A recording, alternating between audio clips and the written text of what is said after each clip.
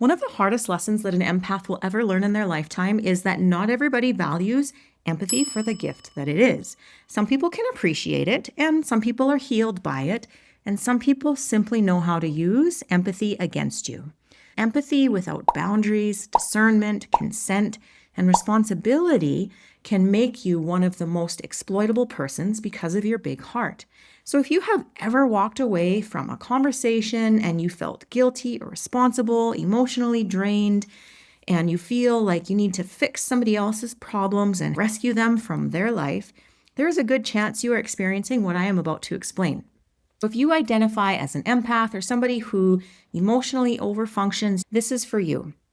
So today I want to show you the 3 most common ways that empathy gets turned against the empath. So some of these tactics can be intentional. I hate to break it to you, but that's where we get the narcissist empath sort of entanglement in relationships.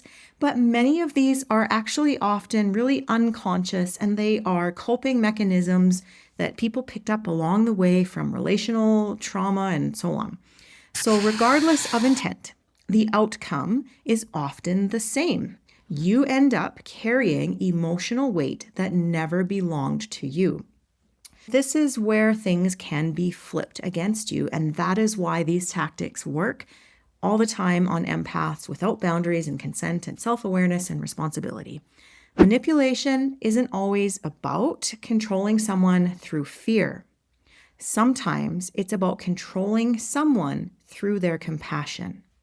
So the uncomfortable feeling that you have with somebody else's pain, that disappointment, the anger, the distress, the easier it can become for that person to influence your behavior by creating these emotions.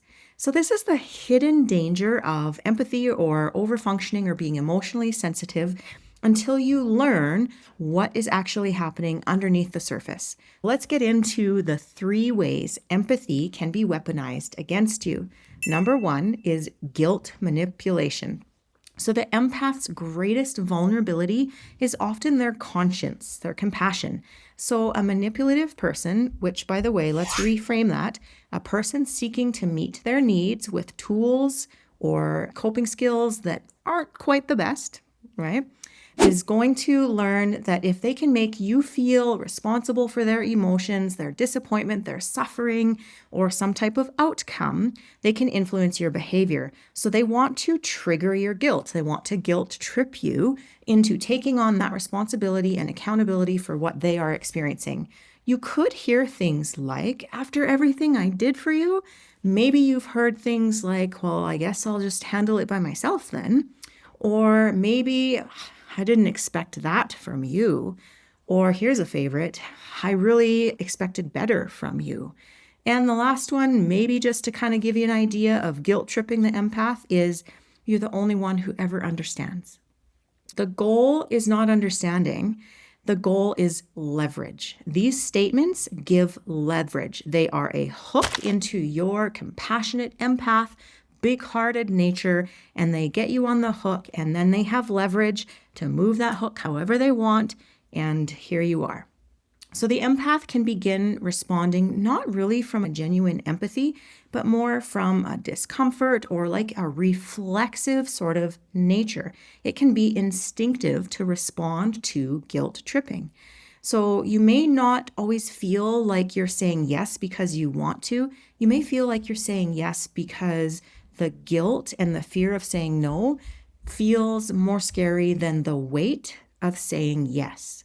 All right, so number 2, emotional dumping disguised as vulnerability and relationship building. This is a really super sneaky kind of tactic that gets empaths on the hook, and it can sort of turn your empathy against you.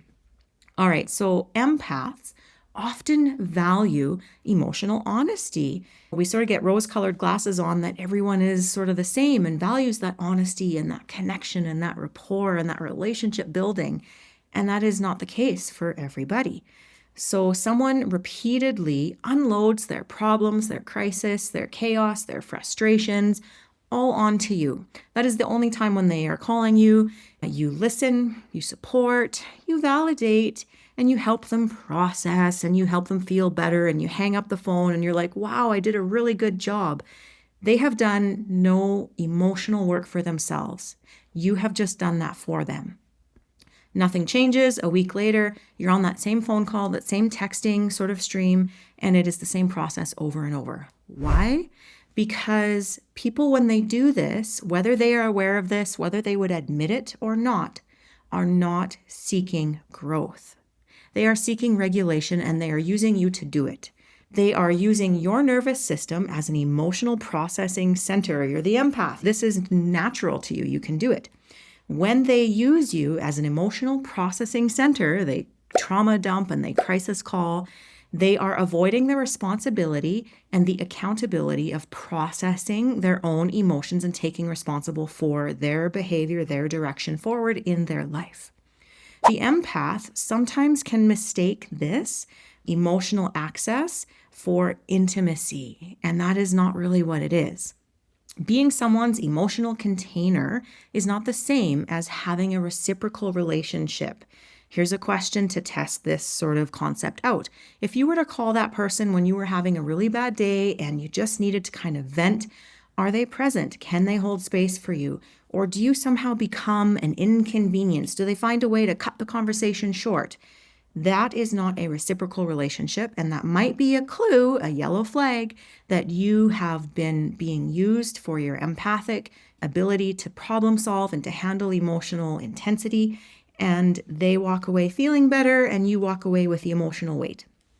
Number 3, weaponized victimhood. This is one of the most sophisticated forms of manipulation because it activates the empath's compassion so deeply.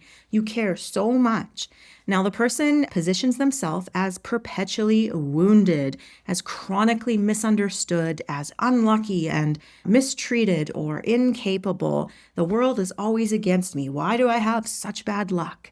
Every conversation, every point, everything in your relational interaction circles back to why they can't and why everything is against them and their bad luck and their trauma and so on, why they suffered, and the list goes on. Now, the empath naturally wants to help. That is part of your big-hearted nature.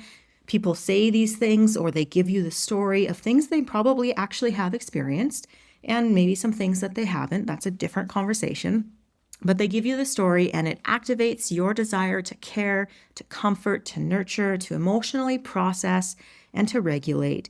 And so you end up rescuing, you end up explaining, supporting, forgiving, excusing. The list goes on. You overextend yourself. This is emotional labor in action in real time. So eventually, you, the empath, becomes responsible for carrying both of your emotional weight in the relationship. The hidden trap here is the more empathy that you give someone in this type of way is the less accountable they will be ongoing in the relationship, and the more they are going to depend on you for that regulation, and they're going to depend on you to carry that emotional weight for them. Compassion without accountability is emotional caretaking. Now, emotional caretaking is the same as emotionally overfunctioning. You're reading the room, you're being responsible for other people's feelings, you are jumping in to help and offer solutions even before you were asked.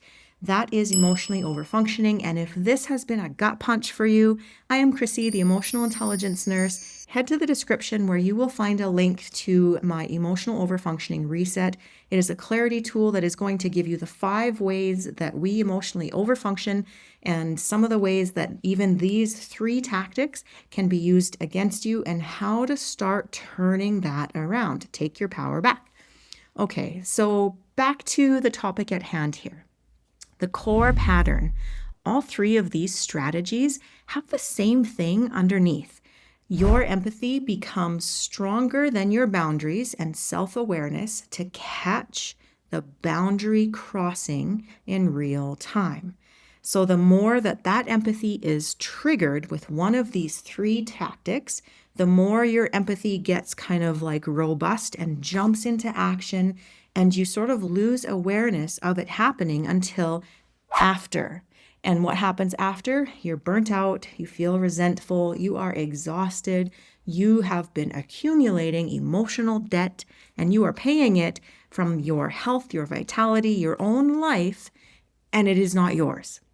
That is part of the core pattern. So the moment that someone discovers that your discomfort with their frustration, their chaos, their victimhood, whatever it may be, when they discover that they can use that to get you on the hook, they have just discovered a way to offload their emotional stresses onto you. They get to regulate through you, and it is not reciprocal and mutual. You're not regulating through them. You are just taking on more and more emotional weight to carry. So, what does healing kind of sound like? How do we shift this? Let's just make it really clear.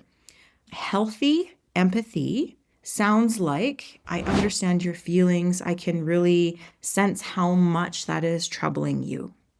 Whereas exploited empathy sounds like, wow, let me figure out something I can do for you. I can maybe cancel my shift or something along those lines.